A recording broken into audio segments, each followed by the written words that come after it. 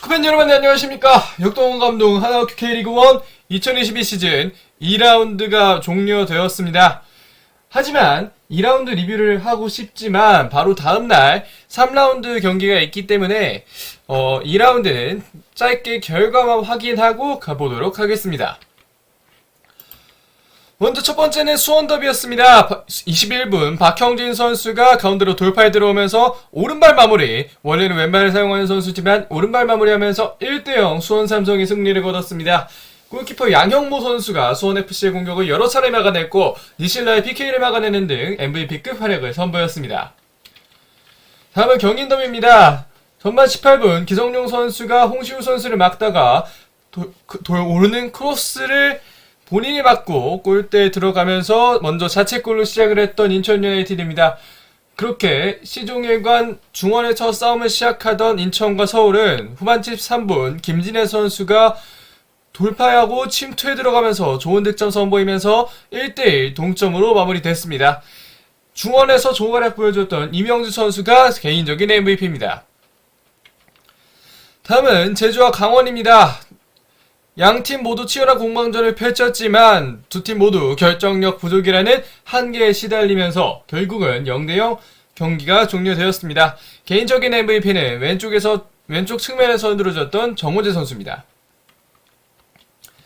다음으로 성남과 울산의 경기입니다. 46분과 83분 각각 페널티킥과 필드골로 득점에 성공한 아마노 선수의 득점에 힘입어 2대0 울산현대가 성남 원정에서 승리를 거뒀습니다. PKU도 2번 퇴장 유도까지 한 아마노 선수가 이날의 MVP로 뽑아봤습니다. 자, 다음 경기 넘어가 보겠습니다. 먼저 포항 스틸러스와 김천 상무의 경기입니다. 21분과 27분, 7분 사이에 조규성과 서진수가 2골 넣으면서 앞서 나갔던 김천 상무. 그럼에도 불구하고 전반전이 종료되기 전에 팔라시우스 선수가 왼쪽 측면을 잘 파고들면서 2대1을 만들어 놨습니다. 이후에 후반 62분 허용준 선수가 좋은 득점 보여주면서 2대2 동점까지 만들었지만 후반 71분 정현철 선수의 슛이 정말 행운의 슛이 되면서 윤평국 선수가 맞기 어려운 곳으로 갔고 결국은 3대2 김천 상무가 승리를 거뒀습니다. 개인적인 MVP 조규성입니다. 마지막으로 대구와 전북의 경기입니다. 72분 김보경 선수가 대구의 수비라인을 흔들면서 득점에 성공했고 좋은 세레머니를 보여줬습니다만 후반 80분 고재현 선수가 끝까지 포기하지 않고 슛을 한 결과 동점골을 만들어내면서 1대1 경기가 종료됐습니다. 개인적인 MVP 김보경 선수입니다. 자, 그럼 이제 3라운드 프리뷰 시작해보도록 하겠습니다. 첫 경기 울산 현대와 수원 삼성의 경기입니다. 울산 현대 현재 시즌 1승 1무로 현재 순위 3위, 수원 FC는 2패로 현재 11위가 되겠습니다. 지난 시즌 전적은 3승 1패 울산 현대가 앞서 있습니다. 관전 포인트 보겠습니다. 먼저 울산 현대입니다. 축신 아마노의 미친 활약이 2경기 연속 이어지고 있습니다. 첫 번째 개막전에서도 상당히 좋은 모습 보여줬고 두 번째 경기에서도 역시 퇴장 유도를 하고 PK까지 유도하는 등 정말 좋은 활약 보여주고 있는데 과연 아마노 선수가 얼마나 이 활약을 꾸준히 이어갈 수 있을지도 울산현대 팬분들께서 한번 지켜보시면 좋을 것 같습니다. 다음으로 톱이 있으니 더 나아지는 경기력입니다. 후반에 박주영 선수가 짧게 들어왔지만 앞에서 더미 플레이를 해주는 모습, 그런 모습으로 인해서 박후 선수가 본인의 원래 자리인 왼쪽 윙으로 출전을 해서 조금 더 나은 플레이를 보여주는 모습이 상당히 인상 깊었습니다. 이런 측면에서 박주영 선수가 핏을 빨리 올리던 레오나르도 선수가 어느 정도 폼을 올리던 둘 중에 하나는 있어야 되지 않을까라는 생각이 들었습니다. 유기적인 움직임으로 백스리를 뚫어야 됩니다. 수원FC 백4도 사용하고 백3도 사용하고 있지만 공격수가 많은 경우에는 백3도 사용을 하고 있습니다. 그리고 작년에 수원FC의 폼이 올라왔던 것도 어떻게 보면 백3를 사용하면서 올라왔다고 볼 수 있기 때문에 울산현이 유기적인 움직임, 박호, 아마노, 이청용, 엄원상 이 선수들이 유기적인 움직임을 보여주면 백3를 뚫을 수 있지 않을까 생각됩니다. 수원FC 관전 포인트입니다. 라스의 폼이 너무 아쉽습니다. 개인적으로는 전북 현대전부터 라스가 넣어줘야 하는 득점이 몇 개는 있었다고 보는데, 그럼에도 불구하고 아직까지 라스는 득점을 하지 못했고, 그러면서 수원FC 역시 득점을 하지 못하고 있습니다. 이 점이 수원FC가 경기를 치러 나가는 데 있어서 상당히 아쉬운 점이 될 것 같고요. 조금은 흔들리는 키퍼와 수비진입니다. 유형 골키퍼 역시 조금은 흔들리는 상황이고, 백스리 역시 곽윤호, 잭슨, 김건웅, 김동호까지 잘 버티고는 있습니다만 조금씩 아쉬운 점이 나오고 있습니다. 그렇기 때문에 수원FC의 후방 라인은 이 점을 꼭 한번 생각을 해볼 필요가 있지 않을까 생각을 합니다. 다음으로 수원FC 지난 시즌 맞대결을 생각해야 됩니다. 3승 1패를 생각하는 게 아니라 5대2로 이겼던 그 경기를 생각하고 자신감 있게 나가지 않으면 수원FC에게 승리는 없을 겁니다. 그렇기 때문에 수원FC가 이 점 꼭 생각해서 지난 시즌 맞대결 어떤 결과가 있었는지를 파악하면 좋을 것 같습니다. 자, 그럼 이제 예상 라인업 봐야겠죠? 두 팀 다 많이 바뀌진 않았습니다. 울산현대부터 보겠습니다. 먼저 조현우 골키퍼, 백포의 서령우, 김영권, 임종은, 김태환, 3선은 원두재와 이규성, 2선에는 이청용, 아마노, 엄원상, 톱은 바코입니다. 아마도 바코 선수가 꽤 오랜 기간 제로톱을 볼 것으로 보입니다. 아마도 현대가 더비 아니면 나아가서 그 다음 경기까지도 바코 선수의 제로톱이 어느 정도 예상은 되고요. 레오나르도 선수가 톱으로 선발 출전을 하려면 어느 정도 폼을 올리는 기간을 포함해서 포트FC전, 아시아 챔피언스 리그 플레이오프인 포트FC전부터는 레오나르도 선수가 어느 정도 핏을 올린 상태로 선발 출전을 할 수 있지 않을까 싶습니다. 이외에 백포나 3선 구성, 2선 구성은 상당히 비슷합니다. 아무래도 이대로 나올 것 같고요. 김민준 선수가 개인적으로 톱이 있으면 더 좋은 플레이를 보여준다고 생각하는데 아직까지는 제로톱 전술이다 보니 김민준 선수가 그 사이에서 뭔가 돌파구를 찾아내지는 못하고 있는 것 같습니다. 그럼에도 불구하고 우선은 김민준 선수가 어느 정도 22세 이하 쿼터로서 해야 할 것이 정말 많은데 지금과 같은 폼을 보여주고 있다면 우선은 엄원상 선수가 출전하는 시간이 조금 더 길어지지 않을까 싶습니다. 수원 삼성입니다. 일단은 다이아몬드 4-4-2를 봤습니다. 그럼에도 불구하고 김건웅 선수가 3선에 배치되면 변형 백스리가 충분히 가능하고요. 일단 전체적인 라인업부터 보여드리겠습니다. 유형 골키퍼, 백포에는 박민규, 곽윤호, 잭슨, 신재원, 3선에는 김건웅, 2.5선에는 박주호와 니실라, 2선에는 무릴로, 빅앤스몰 조합은 라스와 이승우입니다. 앞에서 말씀드렸다시피 김건웅 선수는 라벌 피아나적인 플레이를 주로 선보일 수 있는 선수인데 이 과정에서 조금은 더 수비적인 측면에 집중을 하지 않을까 싶습니다. 왜냐면 이렇게 4미들을 구성한다고 해도 지금 울산의 3미들이 원두재, 이규성, 아마노 그리고 울산을 빌드업하는 과정에서는 김영권 선수가 조금 더 올라오는 모습을 보이는데 이 선수들의 조합을 이겨낼 수 있으리라 생각이 되지는 않습니다. 그렇기 때문에 4미들로 중원 싸움을 이기겠다는 생각보다는 김건웅 선수가 조금 아래로 쳐져 있으면서 공격을 어느 정도 막아내겠다라는 생각을 하는 것이 오히려 수원FC에게 좋지 않을까라는 생각을 하고 있습니다. 그렇게 되면서 지금까지 좋은 모습 보여줬던 박민규 선수가 계속해서 왼쪽, 지난 경기 교체되어서 좋은 모습 보여줬던 신재원 선수가 오른쪽으로 선발 출전을 할 가능성이 있지 않을까 싶고요. 니실라 선수의 리그 적응 여부가 상당히 중요해지는데 아마도 니실라 선수가 적응할 때까지는 쭉 김동균 감독이 뽑지 않을까 싶습니다. 자, 이제 두 번째 경기 프리뷰 보겠습니다. 먼저 수원 삼성은 1무 1패를 거두면서 1승 1패를 거두면서 현재 순위 8위, 제주 유나이티드의 경우 1무 1패를 거두면서 현재 순위 10위에 위치하고 있습니다. 지난 시즌 성적은 1승 1무 2패로 제주 유나이티드가 조금 더 앞서 있었습니다.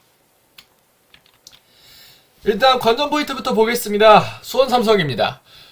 박찬호 감독이 정성원을 상당히 잘 활용하고 있습니다. 정성원 선수의 장점이라고 하면 중원이나 오른쪽 측면이나 여러가지 측면에서 상당히 잘 활용할 수 있는 선수다. 이 점이 상당히 장점이 되겠는데 이 장점은 감독이 잘 활용하지 못한다면 발휘되기가 어렵습니다. 근데 그럼에도 불구하고 박찬하 감독이 상당히 정승원을 잘 이용하면서 중원, 측면, 시시각각 어떤 타이밍에 이 선수가 어디 있는 것이 좋겠다라고 생각하면 그쪽에 정말 적재적소에 잘 배치를 하고 있습니다. 그리고 이기재 선수의 공백을 박형진 선수가 지난 경기에 잘 메웠습니다. 이기재 선수가 코로나로 인해서 출전하기가 조금 어려운 상황이었는데 박형진 선수가 좋은 모습 보여주면서 득점까지 기록하는 등 꽤 괜찮은 활약을 보여주었습니다. 마지막으로 다이렉트 퇴장으로 인해 2경기 징계를 받아 2경기까지 못 뛰는 김건희, 그로닝이 그 공백을 메워야 합니다. 수원 삼성이 결국은 리그 첫 골을 만들어내긴 했습니다만 공격진이 넣은 것이 아닌 수비진으로 나왔던 박형진 선수가 넣었던 것이기 때문에 그로닝 선수의 폼이 어느 정도 올라오지 않으면 수원 삼성의 득점력이 어디서 터질지는 약간의 미지수라고 볼 수 있겠습니다. 다음으로 제주 유나이티드입니다. 아직도 공격진은 득점이 없습니다. 시즌 전에 개막하기 전에 제가 많은 칭찬을 했던 것을 상당히 무색하게 만들 만큼 제주 유나이티드 공격진의 폼이 올라오지 않고 있습니다. 그러면서 제주 유나이티드는 현재까지 무득점이고요. 그렇기 때문에 공격진이 잘 살아나야 합니다. 그럼에도 불구하고 윙백은 꽤 괜찮은 활약 보여주고 있습니다. 왼쪽에 정우재, 오른쪽에 안현범은 수비는 어느 정도 해줄 수 있고 역시 여러 측면에서 리그 정상급 윙백이라고 할 수 있는 선수들이기 때문에 이 선수들의 특징을 한번 살려보면 좋지 않을까 싶습니다. 차라리 주민규와 김주공 투톱은 어떨까 싶습니다. 측면에서 왼쪽에는 정우재 제르소, 오른쪽에는 안현범, 요나탄 링이 살짝 겹치는 모습이 없지 않아 보이는 경우가 가끔씩 있는데 이럴 때 차라리 측면은 정우재와 안현범에게 맡겨놓고 빅앤스몰 혹은 뭐 적당한 투톱 조합으로 주민규와 김주공을 사용해보는 것은 어떨까, 그런 생각마저 들 정도로 제주 유나이티드 공격진은 현재 쇄실이 필요합니다. 그럼 이제 예상 라인업 보겠습니다. 먼저 수원 삼성입니다. 양형목 골키퍼, 백스리에는 불투이스, 민상기, 장호익, 윙백에는 박형진과 김태환, 중원은 최성근과 정승원, 이선에는 오현규와 강현묵, 원톱에는 그루닝입니다. 사실 오른쪽에 지난 경기 김태환 선수가 출전하지 않았습니다만 후반에 나와서 뛰는 모습 보니까 어느 정도 제주전에는 뛸 수 있겠다 싶은 몸 상태가 나왔습니다. 그러면서 우선은 수원 삼성이 김태환 선수를 오른쪽 윙백으로 그대로 놨고요. 아마도 왼쪽 윙백은 그대로 박형진 선수가 당분간은 보지 않을까 싶습니다. 회복이 된다고 해도 바로 투입되기는 좀 어려운 게 코로나의 특징 중 하나이기 때문에 일단 적어도 제주전까지는 박형진 선수가 뛰지 않을까 싶습니다. 백스리 구성은 그렇게 되면 불투이스, 민상기, 장호익이 상당히 가능성이 높아지고요. 이한두 선수 역시 출전할 수 있지만 우선은 이 3명의 백스리 조합이 상당히 안정적이다 라고 볼 수 있겠습니다. 그리고 중원 조합, 정승원 선수가 조금 많이 뛰어야 윤빛가람, 이창민, 최영준 이 선수들의 중원 공간 커버를 어느 정도 막을 수 있지 않을까 싶습니다. 이 자리에 한석종이 뛸 수도 있고 다른 선수가 나와서 강현묵 선수로 보이는 이 자리에 정성원이 나올 수도 있겠지만 정성원 선수의 많은 활동량으로 제주 중원의 어떤 왕성한 활동력과 패스력을 막아주지 않으면 수원 삼성이 쉽게 뚫릴 수 있다는 점, 이 점에서 정성원 선수가 우선은 중원으로 나오지 않을까 싶었습니다. 그리고 오른쪽 공격수로는 강현묵 선수를 예상하는데 강현묵 선수가 지난 경기 꽤 나쁘지 않은 활약 보여줬습니다. 21세 이하 쿼터도 먹어주는 선수고 공격력이나 일단 축구 자체를 못하는 선수가 아니기 때문에 강현묵 선수가 좋은 활약을 보여주어야 김건희 선수가 돌아올 때까지 수원 삼성 공격이 어느 정도 살아날 수 있지 않을까 싶습니다. 제주 유나이티드입니다.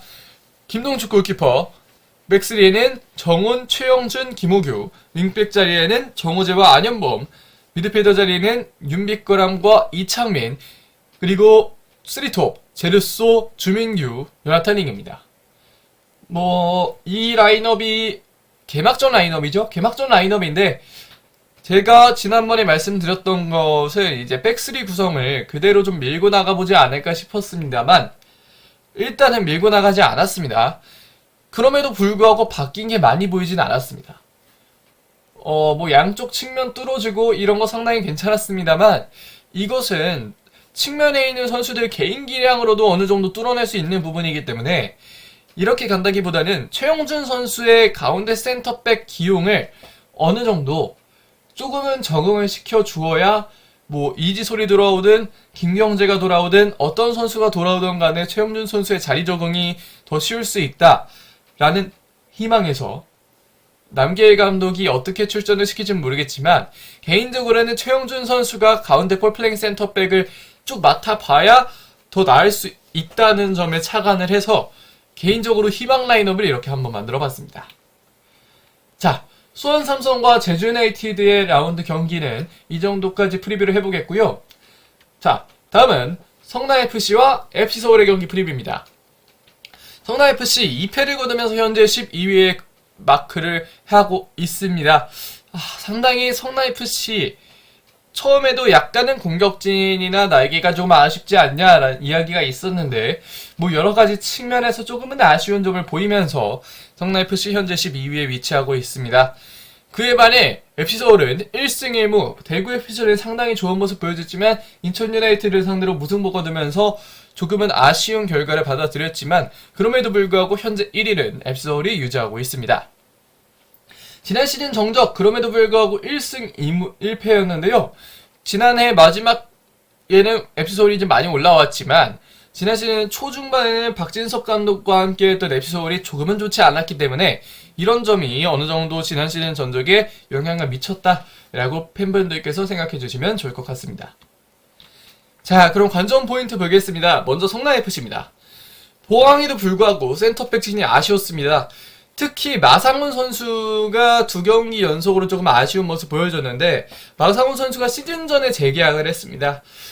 많은 분들이 알고 계시는 점일 텐데 보강에도 불구하고 뭐 권한규, 김민혁 선수는 물론 아직까지 출전하지 못하고 있지만 이 선수들의 출전이 조금은 아쉽다라는 점이 조금 성남FC 구단 입장에서는 정말 아쉬운 점이 되겠습니다. 그럼에도 불구하고 백포로 변환 이후에는 공격 전개가 괜찮았습니다. 박수일 선수를 중앙에 두고 왼쪽 이지훈, 오른쪽 이시영 두면서 꽤 괜찮은 공격 전개를 보여줬는데 그럼에도 불구하고 성남FC는 일단 새로운 돌파구를 찾아봐야 합니다. 백포 공격 전개가 좋았던 걸 생각해서 시작부터 백포를 갈 수도 있고요. 뭐 여러 가지로 갈 수도 있는데 우선은 성남FC가 새롭게 가지 않으면 이 흐름을 끊어낼 수가 없을 것 같습니다. FC서울입니다. 익수볼의 약점은 측면 수비라고 저번에도 말씀을 드렸습니다. 인천 유나이티드가 그 점을 정말 잘 뚫어냈고요. 사실 김진애 선수가 나오기 전까지 FC서울의 약점이라고 할 수 있는 측면 수비가 그대로 뚫리는 모습이 많이 보였습니다. 전진이 좋았던 김보섭이나 왼쪽에서 많은 경험을 갖고 있는 강윤구 선수의 공격에 약간은 좀 당황을 했던 모습이었는데 그럼에도 불구하고 김진애 선수로 변화를 주면서 다시 살아났습니다. 그 결과 정말 서울에는 좋은 선수가 많구나 라는 생각을 하게 만드는 지난 경기가 되겠습니다. 그래서 이 점이 관전 포인트가 될 것 같고요. 예상 라인업 보겠습니다. 먼저 성남FC입니다. 골키퍼 김영광, 백스리는 최지묵, 권한규, 곽광선, 윙백 자리에는 박수일과 이시영, 중원에는 이종성, 김민혁, 권순형, 투톱은 뮬리치와 전성수입니다. 우선은 백스리 조합 마상훈 선수가 한 경기 출전할 수 없기 때문에 우선은 곽광선 선수의 출전 가능성이 조금 더 높아지지 않았나 싶습니다. 물론 이 자리 강희빈 앞에서 말씀드렸던 김민혁 여러 선수들 설 수 있지만 일단은 곽광선 선수의 출전이 좀 유력하지 않나 싶고요. 이외에도 강희빈 선수가 출전을 한다면 강희빈 선수의 출전 가능성도 어느 정도 있다고 보시면 될 것 같습니다. 왼쪽 윙백과 오른쪽 윙백 중원 조합은 나왔던 그대로 나오지 않을까 싶고요. 투톱 역시 뮬리치의 파트너는 전성수가 지난 경기 괜찮은 활약 보여줬기 때문에 전성수가 그대로 출전을 하지 않을까 싶습니다. FC서울도 비슷합니다. 양한빈 골키퍼, 백포에는 이태석, 오스마르, 이한범, 윤종규, 3선에는 기성용, 2선 내지 2.5선에는 팔로세비치와 고요한, 그리고 3톱은 나상호, 조영욱, 강성재입니다. 사실 앱스도 바뀔 건 없습니다. 펩시티의 전술이 한 번 측면 잘 뚫는 팀을 만났다고 바뀌진 않거든요. 그 측면을 익수볼에도 적용을 한다면 한 경기 인천한테 약간의 파이법을 들켰다고 해도 측면이 약한 성남을 상대로 그렇게 라인업을 바꿀 것이라고 보이진 않습니다. 그렇게 되면서 앱솔은 지난 경기 보여주었던 예를 들면 오스마르 이한범이 센터백진을 지키고 그 사이에서 기성용 선수가 3백으로 내려오면서 어느 정도 괜찮은 활약을 보여주었었고요. 지금 보시면 여기 제가 마우스로 가리키는 기성용 선수가 아래로 내려와서 백스리 구성, 이태석과 윤종규가 가운데로 들어오면서 3선을 구성합니다. 그리고 중원에서 고요한 선수와 팔로세비치 선수는 어느 위치에 있던 자기 몫을 해줄 수 있는 선수들이기 때문에 가운데에서 중앙 프리롤이라고 봐도 될 정도로 좋은 모습 보여주고 있습니다. 그리고 때에 따라 이태석과 윤종규가 3선 구성하면서 빌드업을 도운 이후에 가운데로 윤종규가 이쪽으로 들어오든 이태석이 이쪽으로 들어오든 여러가지 공격 전개 과정에서 참여를 해주고 있고요. 나상호 선수가 왼쪽에서 그리고 강성진 선수가 오른쪽에서 상당히 좋은 모습 보여주고 있습니다. 특히 강성진 선수가 22세 이하 자원임에도 불구하고 상당히 좋은 모습을 보여주고 있고요.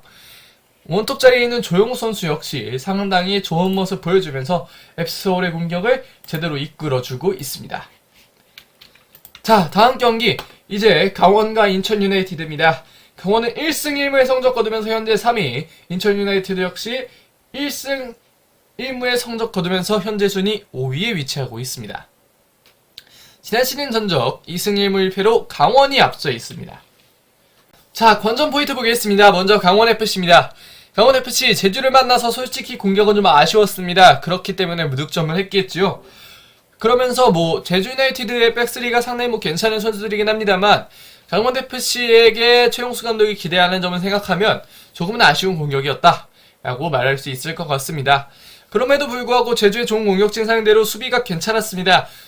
백스리 구성하는 김영빈, 서민우, 임창우 약간씩의 실수는 있었습니다만 꽤 괜찮은 수비를 보여주었고요. 그렇기 때문에 디노의 풀핏을 기대해봐야 합니다. 현재 원톱에는 이정엽 선수가 서고 있습니다. 그럼에도 불구하고 이정엽 선수는 많은 분들이 아시다시피 포스트 플레이나 이런적인 측면에서는 괜찮은 활약이지만 득점이라는 측면에 있어서 그렇게 좋은 활약을 보여주고 있는 선수는 아니기 때문에 그 측면에서 강원의 팬들이 디노의 풀핏을 상당히 기대하시지 않을까 싶습니다. 다음은 인천 유나이티드입니다. 백스리 구성이 한시가 급합니다. 강민수 선수, 부상을 당했던 강민수 선수가 복귀해야 될 정도로 백스리 구성이 상당히 좋지 않습니다. 왼쪽에 델브리치 교체로 나오긴 했습니다만 델브리치, 김동민, 강민수로 나왔는데 5반석의 복귀도 상당히 시급하고 김광석 여러 선수들의 복귀가 상당히 좀 필요한 인천입니다. 그러면서 백스리의 구성은 조금은 문제가 있고요. 다만 앱스홀의 약점, 익수볼의 약점이라고 할 수 있는 측면 공략을 제대로 했던 윙백과 이선입니다. 그러면서 어느 정도 윙백과 이선이 살아난 모습을 보여주었고 인천의 중원은 서울도 제압했습니다. 인천의 중원은 이명주, 여름인데 두 명의 선수가 정말 좋은 모습 보여주면서 앱스홀의 좋은 중원을 어느 정도 막아냈다. 그리고 이 인천이 중원을 제압하면서 측면도 더 살아난 감이 어느 정도 있다라고 판단을 해보시면 좋을 것 같습니다. 이상 라인업입니다. 강원부터 보겠습니다. 유상욱 골키퍼, 백스리에 김영빈, 서민우, 임창우, 윙백 자리에는 정승영과 강지훈, 중원에는 김대우와 김동현, 이선에는 황문기와 김대원, 원톱은 디노입니다. 디노 선수의 원톱 기용은 개인적인 희망을 좀 바래서 넣었던 것이고요. 이외의 라인업은 지난 경기들과 상당히 비슷합니다. 22세 이하 쿼터도 김대우 선수가 먹어주고 있고 여러 가지 측면에서 강원 라인업은 지금이 가장 베스트 라인업이 아닌가 싶고요. 다만 센터백진은 제외하고 백스리 구성이 케빈 회그, 얀손 선수가 오든 어떤 선수가 오든 그 선수들이 한일을 한 다음에 임창우 선수가 본래 자리라고 하긴 좀 그렇지만 임창우 선수가 조금 선호하는 것처럼 보이는 자리엔 오른쪽 윙백에 넣는다면 강원FC의 파괴력은 조금 더 좋아지지 않을까 싶습니다. 다음은 인천 유나이티드입니다. 먼저 김동원 골키퍼, 백스리에 델브리치, 김동민, 강민수, 윙백에는 강윤구와 김보섭, 중원은 여름과 이명주, 그리고 이선에 김도혁과 홍시우, 원톱은 무고사입니다. 백스리는 이 구성이 가장 지금까지는 안정적입니다. 5반석이 나올 수 없는 현재 김동민 선수가 그래도 그나마 잘 버텨주고 있는 인천이 되겠고요. 김동훈 선수 역시 이태희 선수가 나오지 못하는 동안 잘 버텨주고 있습니다. 양쪽 윙백 강현구와 김보섭은 지난 경기 정말 좋은 활약 보여주었고요. 애초에 예상되었던 왼쪽 이주영, 오른쪽 오재석은 곧 폼이 올라올 것으로 보입니다만 우선은 강현구와 김보섭이 적어도 3라운드까지는 좀 출전을 하지 않을까 싶습니다. 중원에 있는 여름과 이명주는 말이 필요 없는 조합이 되겠고요. 김도혁은 지난 시즌 중원에 있다가 이제 왼쪽 윙으로 올라왔는데 정말 잘하고 있습니다. 그렇기 때문에 왼쪽 윙과 오른쪽 윙에 각각 김도혁과 홍시우는 좋은 모습 보여주고 있고, 특히 홍시우가 조금 더 팀에 녹아든다면 무고사, 김도혁, 홍시우가 유기적인 플레이 통해서 어느 정도 좋은 모습을 보여줄 수 있지 않을까 싶습니다. 자, 강원과 인천의 프리뷰는 여기까지 하겠고요. 다음은 전북과 포항입니다. 전북은 1승 1무 거두면서 현재 순위 5위, 포항 스틸러스는 1승 1패를 거두면서 현재 순위 7위입니다. 지난 시즌 전적은 전북 현대가 포항을 상대로 2승 1패 성적을 거뒀습니다. 이제 관전 포인트 보겠습니다. 전북 현대입니다. 김보경 투입 이후에 공격이 확 바뀌었습니다. 모 기사에서는 문선민이 들어오고 김보경이 같이 들어왔다라고 얘기했는데, 김보경 선수가 구스타보 선수와 같이 들어온 것으로 알고 있습니다. 그렇기 때문에 김보경 선수가 들어온 이후에 많이 공격이 바뀌었고요. 박진섭 선수가 류재문 선수를 대신해서 3선으로 나왔는데 수비적인 측면에서는 상당히 안정적이었습니다. 빌드업 과정에서는 백승호 선수가 맡아주는 역할이 있기 때문에 사실 전북 현대의 3선이라고 하면 굳이 빌드업적인 역량보다는 수비적인 역량이 조금 더 중요한데, 박진섭 선수가 피지컬적인 측면이나 수비적인 측면이나 류재문 선수보다는 조금 앞서 나가는 모습을 보여주었습니다. 그럼에도 불구하고 구자룡 선수의 안정감은 다시 한번 문제가 되는데, DGB 대구행 파크가 어느 정도 구장이 얼어 있었던 것을 감안을 해봐도 구자룡 선수가 사실 전북 현대 팬들의 간담을 서늘하게 했던 적이 한두 번이 아니거든요. 그렇기 때문에 전북 현대 팬분들은 구자룡 선수의 안정감을 어느 정도는 의심하게 되지 않았을까 싶습니다. 그 다음에 이제 포항 스틸러스입니다.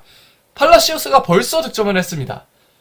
왼쪽 측면을 뚫어내면서 팔라시오스 선수가 좋은 득점 보여줬는데, 사실 경기 중계하는 김태우 캐스터도 팔라시오스 선수가 벌써 득점을 하나 싶었다, 골대를 맞지 않을까 싶었는데 들어갔다라는 말씀을 하셨을 만큼 상당히 팔라시오스가 이른 득점을 보여줬고요. 포항은 아쉽게 패배했지만 역시 기동매직이 빛났습니다. 개인적으로는 2대0이 되자마자 포항 스틸러스 오늘 경기 어렵겠다 싶었는데 특유의 저력으로 2대2까지 따라잡았고, 아쉽게도 마지막에 정현철 선수에게 득점을 허용하면서 포항 스틸러스가 패배를 했고요. 그럼에도 불구하고 기동매직은 상당히 좋았습니다. 마지막으로 허용준, 허나이두 선수의 폼이 점점 올라오고 있습니다. 지난 두 번째 골 역시도 그랬고, 허용준 선수의 득점력 내지는 공격 전개 과정에서의 움직임 상당히 많이 올라왔다 싶었습니다. 허용준 선수의 폼이 점점 올라온다면 포항 스틸러스 역시 점차적으로 더 좋은 결과 맞이할 수 있지 않을까 싶습니다. 먼저 전북 현대 예상 라인업부터 보겠습니다.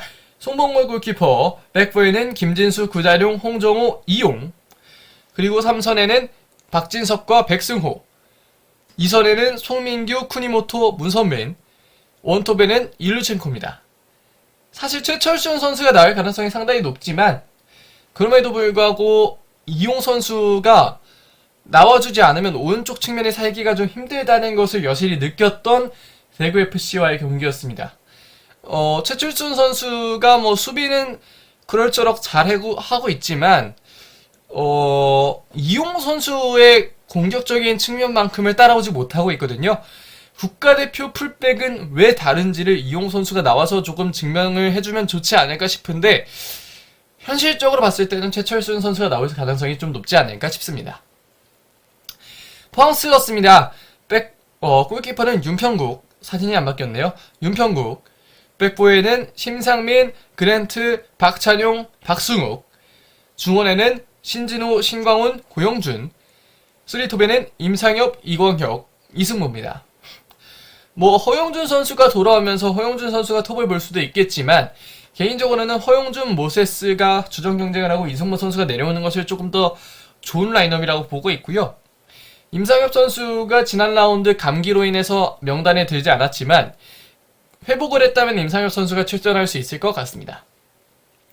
그리고 오른쪽 윙에 이광혁 선수도 폼을 점점 올리고 있기 때문에 포항 슬러스의 팬분들 이 점을 좀 기대하시지 않을까 싶고요. 뭐 전북 현대의 경우 왜 제가 더 말씀을 안 드렸냐면 그 라인업이 그대로 나오기 때문입니다. 포항 슬러시 역시 비슷하고 이 두 라인업의 장단점은 많은 분들이 알고 계시는 그 자체이기 때문에 제가 뭐 더 말씀을 드리지 않아도 많은 팬분들이 아시지 않을까 싶고요. 그럼에도 불구하고 형식적인 말씀을 몇 가지 드리면 전북 현대는 1, 2선이 정말 좋습니다. 개인 전술로도 충분히 득점을 만들어낼 수 있는 선수들이기 때문에 뭐 이 전술적인 측면에 있어서는 사실 말씀드릴 게 없습니다. 뭐 김상식 감독의 전술이 특출나게 무언가가 있는 것도 아니고 사실 공격 전개 과정에서는 이제 전북 현대 개인의 어떤 측면에 조금 더 초점을 맞추고 있는 팀이기 때문에 전술적인 측면에 있어서는 한 명 한 명의 선수가 전술이다 라는 점 말씀드릴 수 있을 것 같고요. 포항 슬럭스 역시 뭐 신진호를 비롯해서 중원 조합이 상당히 괜찮습니다. 제가 지금 목이 좋지 않아서 조금 더 깊게 말씀드릴 수 없는 점은 좀 죄송하게 생각하고요. 다음은 대구와 김천의 경기입니다. 대구는 2패를 거두면서 1무 1패 거두면서 대구FC 현재 순위 9위, 김천 상무는 1승 1무 거두면서 현재 순위 2위입니다. 지난 시즌 전적은 당연히 없습니다. 먼저 관전 포인트 보겠습니다. 대구FC 유기적인 스위칭과 빠른 역습을 가져가는 가마볼입니다. 지난 경기 프리뷰를 하면서 대구FC가 뭘 하고 싶은지 모르겠다고 했는데 전북 현대전을 보면서 이걸 하고 싶구나를 알아냈습니다. 뭐 현대 축구의 기본이라고 할 수 있는 유기적인 스위칭이 정말 잘 이루어지고 있는 대구FC고요. 뭐 역습 과정 역시 상당히 빠르게 가고 있습니다. 고재현도 있고 양쪽 윙백도 상당히 좋은 선수들이기 때문에 뭐 빠른 역습, 뭐 스리키 케이타 선수도 괜찮았고요.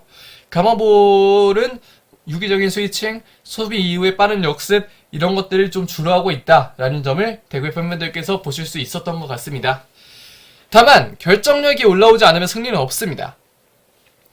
뭐 에드가, 세징야, 고재현, 물론 고재현 선수는 어느 정도 굴절골을 얻긴 했습니다만 그럼에도 불구하고 뭐 여러 선수들의 결정력이 올라오지 않으면 절대 승리는 없다라는 점을 대구FC의 선수들이 조금 더 파악을 해야 될 것 같습니다. 그리고 대구FC 집중력이 후반으로 갈수록 너무 떨어집니다. 뭐 키퍼의 킥도 그렇고 백스리 뭐 김진혁, 홍종훈 뭐 여러 선수들도 그렇고 볼 처리도 볼 클리어링 할 때도 상당히 집중력 떨어지는 모습이었고 뭐 키퍼의 경우에도 골킥이 너무 빗나가는 등 상당히 대구FC 후반으로 갈수록 집중력이 조금 떨어졌습니다. 다음 김천 상무 관전 포인트 볼 텐데 김천 정말 잘합니다. 뭐 맞아도 다시 올라가고 맨 처음에는 그냥 올라가고 여러가지 김천 상무가 좋은 활약 보여주고 있고 공격진이 상당히 역동적입니다. 뭐 날개가 약점이라고 했지만 더 이상은 뭐 약점이 아닌 것처럼 보이는데 그럼에도 불구하고 백4의 안정성은 조금 더 높아져야 합니다. 사실 팔라시오스 선수의 첫 번째 골을 득점을 먹힐 때 박지수 선수가 많이 올라갔다가 내려오는 과정에서 복귀를 제대로 하지 못하면서 팔라시오스 선수가 그대로 몰고 들어가 득점을 했던 것이기 때문에 백4의 안정성이 조금 더 높아져야 한다. 뭐 센터백이 올라가는 것은 현대 축구에서 당연한 흐름이긴 합니다만 그럼에도 불구하고 김천 상무의 미드필더들은 상당히 괜찮기 때문에 굳이 미드필더 자리에 박지수 선수까지 올라가서 빌드업을 할 필요가 있을까 싶습니다. 네, 이 점이 관전 포인트가 되겠고요.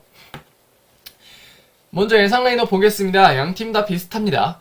먼저 대구는 오승훈 골키퍼, 백스리에 김진혁, 홍정은, 정태욱, 왼쪽 윙백에는 부상당한 홍철의 대신에 스리키 케이타, 오른쪽 윙백은 이태희, 중원에는 조금 더 안정적이었던 라마스 이진용, 그리고 이선에는 세징야와 고재현, 톱에는 에드가입니다. 에드가 선수가 지난 경기 선발 출전을 하지 않았지만 후반에 나와서 괜찮은 움직임을 보여줬거든요. 그렇기 때문에 에드가 선수가 이번에는 톱으로 그대로 나오지 않을까 싶고 김진혁 선수는 왼쪽 센터백으로서 많은 출전 시간을 가져가지 않을까 싶습니다. 중원조합은 역시 앞에서 말씀드렸던 대로 이진용 선수가 상당히 좋은 모습 보여주었고, 대구에는 또 이진용 선수가 안 되기 때문에, 이진용 선수가 없으면 안 되기 때문에 대구FC의 팬분들께서는 이진용 라마스 조합을 조금 더 안정적으로 여기지 않을까 싶습니다. 뭐 대구는 여기까지 보고, 김천 상무 역시 뭐 이전과 비슷합니다. 구성현 골키퍼, 백포에는 뭐 유인수, 박지수, 하창래, 정동인인데, 하창래가 이제 다이렉트 퇴장이 아니라 경무노적 퇴장이었기 때문에 한 경기 결장을 하고 이번 경기에는 출전하지 않을까 싶습니다. 중원조합은 정현철 그리고 고승범, 이영대 조합인데 뭐 이 중원조합은 믿고 보는 조합이라고 봐도 될 정도로 상당히 안정적이고 공격적인 조합입니다. 3톱은 서진수, 조규성, 권창훈인데 개인적으로는 권창훈 선수의 온더볼이 조금 더 많아졌으면 좋겠다는 생각을 합니다. 권창훈 선수가 오프더볼도 좋지만 온더볼 상황에서 조금 더 유기적인 플레이 혹은 본인이 중앙으로 접어 들어가면서 하는 플레이, 여러가지 플레이들이 정말 잘 나올 수 있고, 특히 조규성과의 연계 플레이를 시도한다면 권창훈 선수의 어떤 공격력이 조금 더 빛날 수 있을 텐데, 이 점은 차차 맞춰가면서 어느 정도 잘 나오지 않을까 싶습니다. 자, 대구와 김천의 경기도 이 정도 보고요. 자, 여기까지가 K리그1 2라운드 결과 및 3라운드 프리뷰였습니다. 아무래도 이제 40분가량을 끊지 않고 하다 보니 제 목이 점점 나가는 모습을 여러분들도 들으실 수 있었을 것 같은데요. 목 관리 조금 더 잘해서 더 정확한 내용 전달으로 찾아뵙도록 하겠습니다. 뭐 리뷰를 하면 좋지만 3라운드 역시 리뷰는 하지 못할 것 같고요. 아마 3라운드 역시 비슷하게 3라운드 결과에 4라운드 프리뷰를 같이 진행하지 않을까 싶습니다. 지금까지 시청해주신 분들 상당히 고맙습니다. 여기까지 하겠습니다. 고맙습니다.